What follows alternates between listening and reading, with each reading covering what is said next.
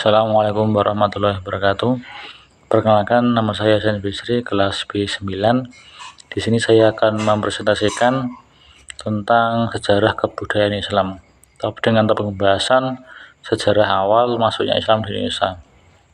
Sebagai negara Muslim terbesar di dunia, Indonesia memiliki sejarah panjang tentang bagaimana agama Islam itu masuk di Indonesia, mulai dari awal masuk hingga menjadi negara dengan pemeluk agama Islam terbesar di Nusantara, bahkan di dunia. Dari banyak metode yang ada, rata-rata para sejarawan itu di tahun 700 Masehi, dengan beberapa bukti, yaitu pertama, berita dari dinasti Tang yang menyebutkan bahwa pada tahun 674 Masehi di Barus, Sumatera terdapat perkampungan yang dihuni oleh orang-orang Arab yang memeluk Islam. Kedua, tentang catatan Persalihan Al-Mas'udi yang menyebutkan bahwa pada tahun 675 Masehi terdapat utusan dari Raja Arab Muslim yang berkunjung ke Kalingga. Ketiga, yaitu makam Mahlige yang memiliki nisan bertuliskan Syekh Rukunuddin wafat tahun 672 Masehi atau 4248 Hijriah. Jadi dari bukti-bukti ketiga yang di atas ini menyatakan bahwa Indonesia kemungkinan masuk di Islam di Indonesia itu sekitar tahun 700 Masehi atau 7 Masehi. Teori masuknya Islam ke Indonesia dikutip dari buku Sejarah Islam Nusantara karya Rizin Aijid, bahwa beberapa ahli sejarah menyatakan bahwa terdapat sejumlah teori yang menyatakan tentang masuknya Islam ke Indonesia. Pertama yaitu teori Gujarat, kedua teori Mekah atau Arabia, ketiga teori Persia, keempat teori Tiongkok. Pertama, teori Gujarat, yaitu Islam masuk ke Indonesia melalui hubungan perdagangan dengan Gujarat atau India. Pertama, mula-mula pedagang Muslim Gujarat berperan dalam membawa ajaran Islam dan memperkenalkan kepada masyarakat Indonesia. Dengan hubungan perdagangan menjadikan pelabuhan-pelabuhan di pesisir barat Sumatera sebagai titik awal penyebaran. Ada beberapa sumber lain meyakini bahwa Islam masuk Indonesia terjadi pada saat para pedagang Gujarat ke India datang pada abad ke-13.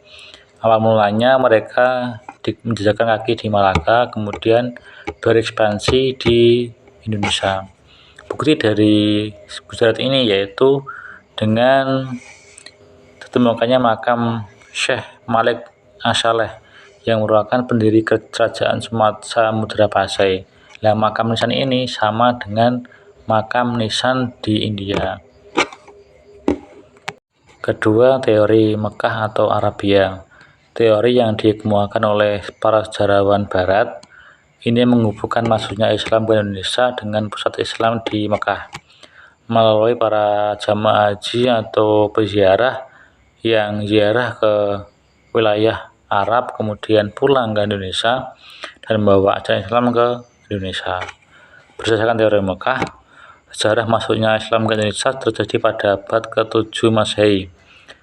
Dengan hal ini ada beberapa bukti, yaitu dengan naskah Cina kuno yang menyebut ada sekelompok orang Arab yang bermukim di pesisir barat Pulau Sumatera pada tahun 625 Masehi.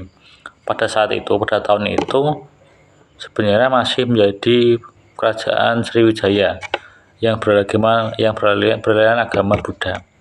Ada pemukiman yang di situ ada batu nisan yang bertuliskan Syekh Rukunuddin yang wafat pada tahun 672 Masehi di daerah tersebut. Jadi dari teori Mekah ini dikuatkan dengan bukti pemukiman Arab pada tahun 625 Masehi dan batu nisan Syekh Rukunuddin.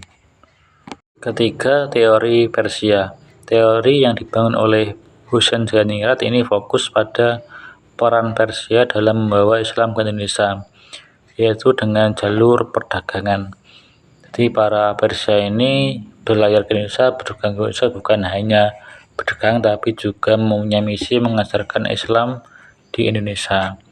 Menurut teori ini, sejarah awal masuknya Islam ke Indonesia pada abad 13 Masehi, yaitu dengan bukti-bukti dari Persia ini, yaitu dengan kesamaan kaligrafi atau batu nisan yang ada di Indonesia dengan yang di Persia atau Iran.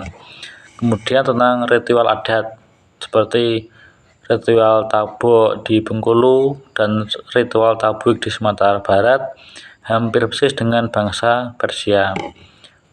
Para sejarawan juga meyakini Islam masuk ke Indonesia karena pedagang Persia, lantaran banyak kata-kata yang sama dari Persia dalam hikayat Melayu, Aceh hingga Jawa. Namun beberapa pihak itu menyaksikan dengan teori ini karena di Persia itu alirannya Syiah, padahal di Indonesia secara mayoritas aliran Sunni. Teori Tiongkok. Teori yang dikembangkan oleh sejarawan Tionghoa ini melihat peran pedagang Muslim Tionghoa dalam mengajarkan atau menyebarkan Islam di Indonesia. Sejarah masuknya Islam di Indonesia disebut berasal dari Cina pada masa dinasti Tang sekitar tahun 618 sampai 905 Masehi. Panglima Muslim Cina bernama Sa'ad bin Waqqas yang aslinya berasal dari Madinah dipercaya sebagai pembawa ajaran Islam ke Nusantara. Sumber lain menyatakan bahwa Islam masuk ke Indonesia melalui penduduk Cina yang bermigrasi atau pindah ke Asia Tenggara, salah satunya yaitu di Indonesia. Mereka kemudian bermukim di Sumatera pada tahun 879 Masehi. Tahun awal masuknya Islam ke Indonesia. Dikutip dari sumber buku yang sama, terdapat 3 teori tentang tahun masuknya Islam ke Indonesia. Pertama, pada abad ke-7. Sejarah mencatat bahwa Islam pertama masuk di Indonesia yaitu pada abad ke-7 dengan jalur perdagangan dari pedagang Gujarat, India, dan Timur Tengah dengan datang ke pelabuhan-pelabuhan di Indonesia dengan berdagang, kemudian menyebarkan agama Islam. Selanjutnya pada tahun abad ke-11 Masehi. Dari ini didasarkan dengan bukti temuan batu nisan Fatimah binti Maimun yang tertera tahun 1082 Masehi, serta adanya ajimat demi Allah atau Muhammad yang bertuliskan seperti itu yang diperkirakan pada abad ke-11. Kemudian ketiga pada abad ke-13. Pada abad ke-13 Masehi, pengaruh Islam semakin mendalam di wilayah pesisir utara Sumatera dan Jawa, seperti adanya kerajaan Islam yaitu Samudra Pasai di Aceh dan Kerajaan Demak di Jawa, dan saat ini menjadi pusat penyebaran agama Islam. Pada masa ini interaksi budaya dan perdagangan semakin membuka pintu bagi Islam untuk tumbuh.